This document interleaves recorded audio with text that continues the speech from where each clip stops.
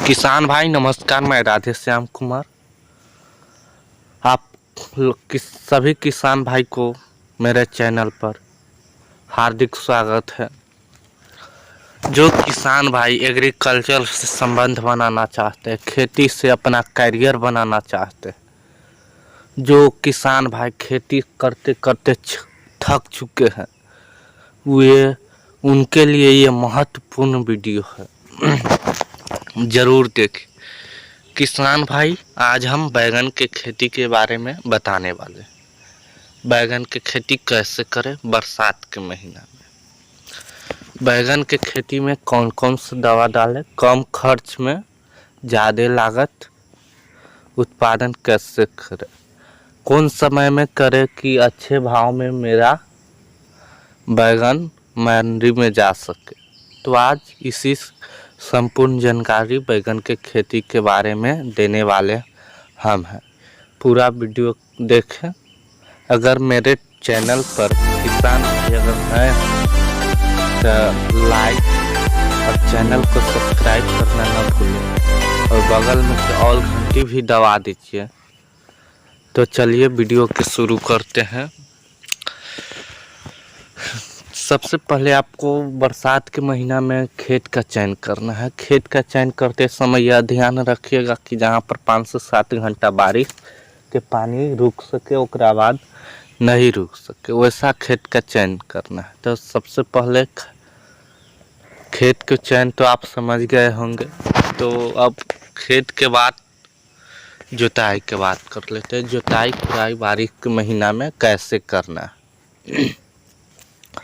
तो सबसे पहले आपको कल्टीवेटर से जो 2 चास करवा देना है। उसके बाद हवा लगने देना है। हवा लगने देने के बाद 5 या 1 सप्ताह के अंदर में ये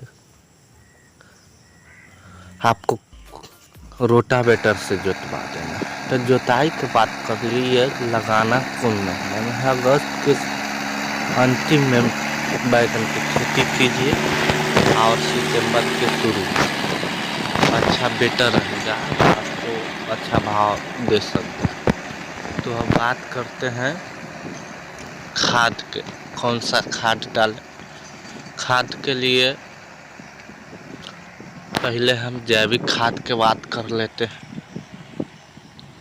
जैविक खाद में आपको गोबर खाद डालना है। 1 एकड़ में 200 से 250 टन देना है, जो सब्जी के लिए बहुत फायदेमंद होता है। गोबर खाद आपको पुरानी देना है, नहीं देना है ना तो आपको बैगन की खेती के नष्ट कर देगा। उसके बाद फिर से रोटावेटर से जोतवा दीजिए।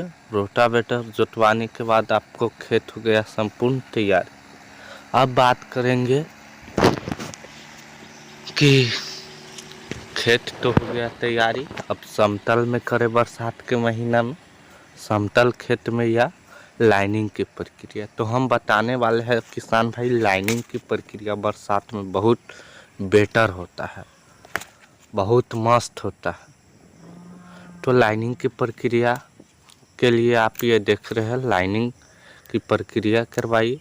लाइनिंग की प्रक्रिया कितनी होनी चाहिए। लाइनिंग की प्रक्रिया लंबाई चौड़ाई के बात कर लेते हैं। 6 से 7 इंच लंबा खड़ा लाइन होना चाहिए, पैड। उसके बाद बात करते हैं चौड़ाई के, तो चौड़ाई भी उतनी होनी चाहिए। और बात कर लेते हैं बैगन के कितनी दूरी पर रोपना है। लंबाई चौड़ाई तो हो गया, अब रोपने के अंतराल कितना होना चाहिए। 1 हाथ के अथी बना लीजिए डंटा, उससे रोपाई कीजिए।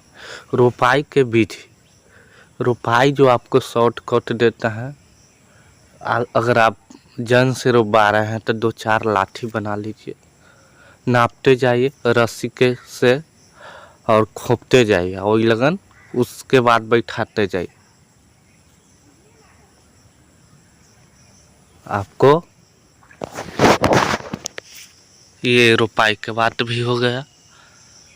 अब बात कर लेते हैं रासायनिक खाद। अब बात करेंगे किसान भाई रासायनिक खाद कितना डालें बैगन के खेती में जो कम खर्च में ज़्यादा मुनाफा दे सकता है।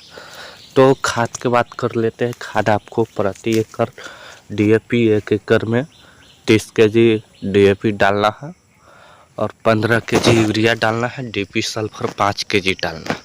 ये सबको आपको मिला के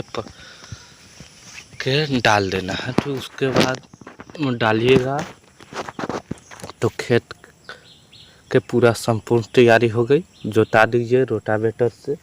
अब लाइनिंग की जो आप देख रहे हैं लाइनिंग की प्रक्रिया जो हम बताए हैं उतना पर आपको करना है। और बात कर लेते हैं बैगन में अगर बरसात के समय में बहुत खरपतवार हो जाता है तो खरपतवार के लिए कौन सा दवा डालें। पेंडामिथाइल तो इसका उपयोग 30% लेना। 1 एकड़ में 800 ml डालना है। बैगन रोपने से पहले स्प्रे करके ही बैगन रोपना है। अगर वीडियो देखने के लिए धन्यवाद। मिलते हैं अगले जानकारी के साथ।